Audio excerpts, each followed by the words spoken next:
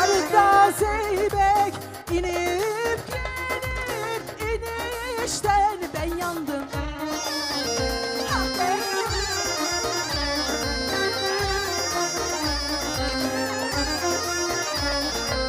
Her yanları görünüyor gümüşten, haydinde.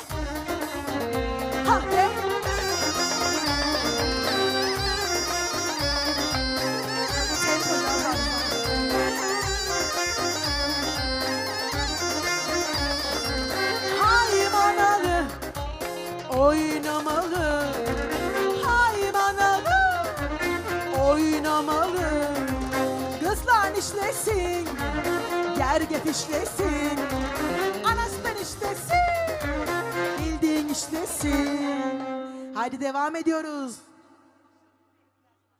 Oturmuyoruz.